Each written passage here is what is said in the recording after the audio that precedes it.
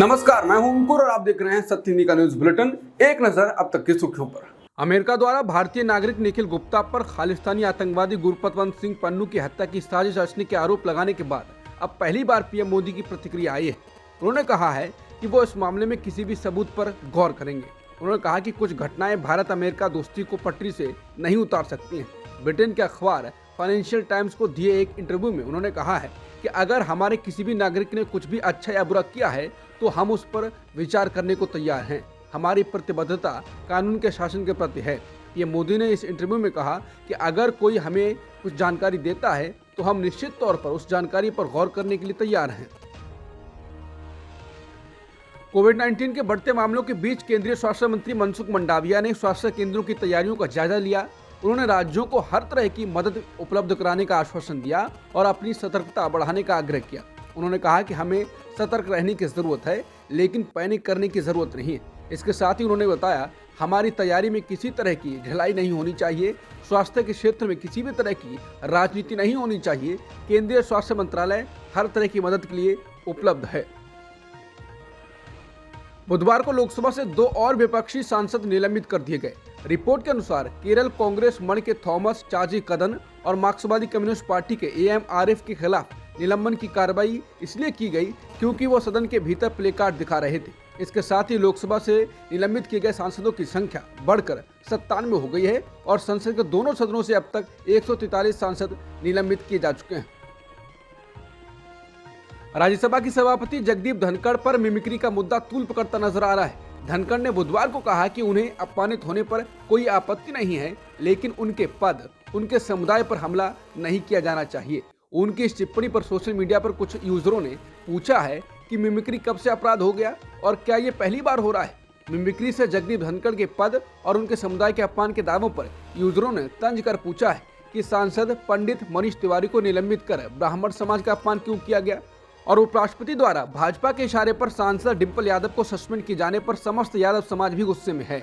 समाज के साथ खड़े होकर मध्य प्रदेश के मुख्यमंत्री मोहन यादव इस्तीफा दें। ट्विटर यूजर राहुल गांधी ने कहा है कि जो समाज का नहीं वो किसी काज का नहीं। कुल मिलाकर लोग तंज कस रहे हैं क्योंकि मिमिक्री जैसे मुद्दे पर चर्चा करवाई जा रही है और सांसदों के निलंबन पर नहीं। संसद के बाहर हुई घटना पर उपराष्ट्रपति जगदीप धनखड़ ने बयान देकर इसे जाटों की इज्जत के साथ जोड़ दिया है। उनके बयान के फौरन बाद जाट एसोसिएशन ने बयान देकर इसकी निंदा भी कर दी। हालांकि धनखड़ समेत जाट एसोसिएशन किसानों के मुद्दे पर तब चुप रहे थे जब देश में किसान आंदोलन चरम पर था और महिला पहलवान भी विरोध कर रही थी। राज्यसभा की सभापति जगदीप धनखड़ की मिमिक्री का मामला तूल पकड़ता नजर आ रहा है। इस बीच अब राहुल गांधी ने भी इस पर बयान दे दिया है। मीडिया को लेकर भी लपेटा है। उन्होंने कहा कि अपोजिशन के 150 सांसदों को निलंबित कर दिया गया, लेकिन उसके बारे में मीडिया कोई चर्चा नहीं कर रहा है। अडानी पर कोई चर्चा नहीं हो रही है। राफेल पर फ्रांस ने कहा है कि जांच नहीं होने दी जा रही है, इस पर कोई चर्चा नहीं है। बेरोजगारी पर कोई चर्चा नहीं हो रही है। हमारे सांसद दुखी हैं, बाहर बैठे हैं, उन पर चर्चा कर रहे हैं। राहुल ने कहा कि थोड़ी तो न्यूज दिखा दिया करिए, आपकी जिम्मेदारी बनती है। आप पूरी तरह से एक लाइन पर चलोगे तो क्या करें। प्रधानमंत्री मोदी का ये कहना कि वो पिछले 20 सालों से अपमान सह रहे हैं। इसके बाद जयराम रमेश ने पीएम मोदी का एक वीडियो ट्वीट किया है जिसमें पीएम मोदी 50 करोड़ की गर्लफ्रेंड, कांग्रेस की विधवा और मनमोहन सिंह को लेकर अपशब्दों का इस्तेमाल कर रहे हैं। जयराम रमेश ने कहा है कि पिछले 20 वर्षों में मोदी ने जिस तरह से अपने राजनीतिक विरोधियों का अपमानित किया है और उनके खिलाफ अपशब्द और अमर्यादित भाषा का इस्तेमाल किया है, उस पर वो क्या बोलेंगे। ये असली मुद्दे से ध्यान भटकाने का उनका घिसा-पिटा तरीका है। टीएमसी सांसद कल्याण बनर्जी ने उपराष्ट्रपति जगदीप धनखड़ की मिमिक्री पर जवाब दिया है। उन्होंने कहा कि वो लोकसभा के सांसद हैं और कभी राज्यसभा की कार्रवाई ही नहीं देखी। अगर उपराष्ट्रपति ने खुद पर ले लिया तो मैं कुछ नहीं कर सकता। उन्होंने कहा कि धनखड़ जी भी वरिष्ठ वकील हैं और मैं भी वकील हूँ। मैं उनका सम्मान करता हूँ, लेकिन मेरा सवाल है कि क्या वो राज्यसभा में ऐसा व्यवहार करते हैं। समाचार एजेंसी PTI के मुताबिक अभिषेक गौतम नाम के एक वकील ने दिल्ली के डिफेंस कॉलोनी पुलिस थाने में इस मामले में एक शिकायत दर्ज कराई है। पीएम मोदी ने बुधवार को उपराष्ट्रपति जगदीप धनखड़ को फोन किया और संसद परिसर में कुछ सांसदों के व्यवहार पर निराशा व्यक्त की। मोदी ने उन्हें बताया कि किस तरह लंबे समय से उनका मजाक उड़ाया जा रहा है। ये जानकारी उपराष्ट्रपति दफ्तर की ओर से दी गई है। ट्वीट कर बताया गया है कि पीएम मोदी ने उपराष्ट्रपति को बताया कि वो पिछले 20 सालों से इस तरह के अपमान सहते आ रहे हैं, लेकिन देश के उपराष्ट्रपति जैसे संवैधानिक पद के साथ और वो भी संसद में ऐसा होना दुर्भाग्यपूर्ण है। जिसके बाद उपराष्ट्रपति ने कहा कि मैंने प्रधानमंत्री से कहा कि कुछ लोगों की बेतुकी हरकतें से मुझे मेरा कर्तव्य निभाने से नहीं रोक सकती हैं। उपराष्ट्रपति और राज्यसभा के सभापति जगदीप धनखड़ की मिमिक्री पर कांग्रेस नेता खड़गे ने बयान दिया है। खड़गे ने कहा कि अगर मुझे बोलने की इजाजत नहीं है तो क्या मुझे ये कहना चाहिए कि मैं दलित हूँ।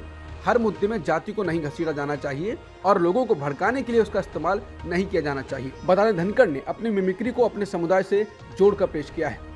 सांसदों के निलंबन को सोनिया गांधी ने लोकतंत्र का गला घोटना करार दिया है। उन्होंने बुधवार को मोदी सरकार की आलोचना की।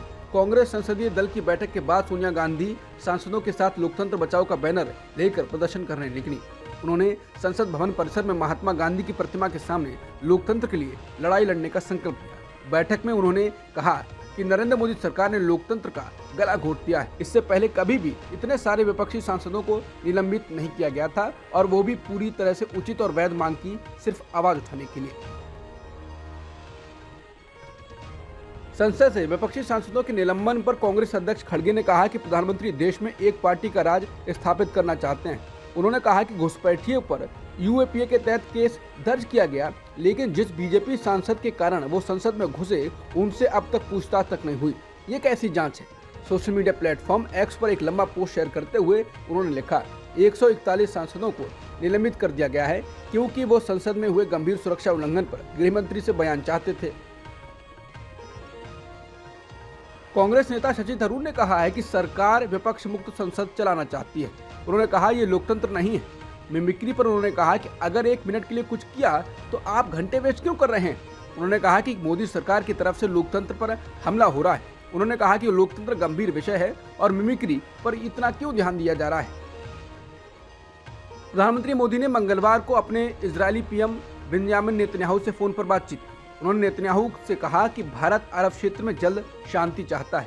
प्राप्त जानकारी के मुताबिक इस बातचीत में कई अहम मुद्दों पर चर्चा की गई। दोनों नेताओं के बीच हुई इस बातचीत की चर्चा दुनिया भर के मीडिया में है।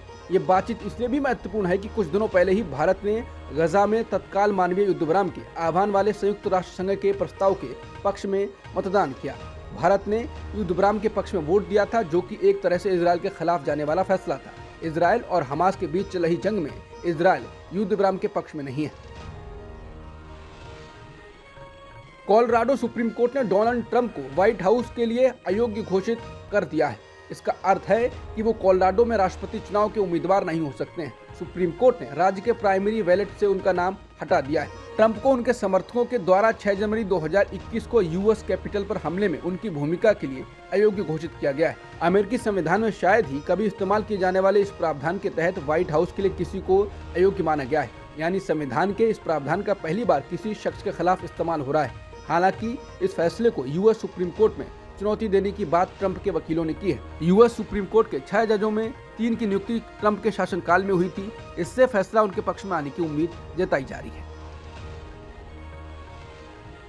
विश्व स्वास्थ्य संगठन यानी WHO ने मंगलवार को नए कोविड-19 वेरिएंट को वेरिएंट ऑफ इंटरेस्ट बताया और कहा कि सबूतों से पता चलता है कि इस स्ट्रेन से लोगों के स्वास्थ्य को कम खतरा है। समाचार एजेंसी रॉयटर्स के अनुसार तो जानकारों ने बताया कि ये स्ट्रेन कोविड-19 के बाकी वेरिएंट की तुलना में इम्यून सिस्टम को आसानी से भेज सकता है, लेकिन अब तक ऐसे कोई साक्ष्य नहीं सामने आए हैं जिससे ये माना जाए कि इस वेरिएंट से गंभीर खतरा है। अब तक की सुर्खियों में इतना ही। बाकी खबरों के लिए बने रहिए सत्यहिंदी.com के साथ।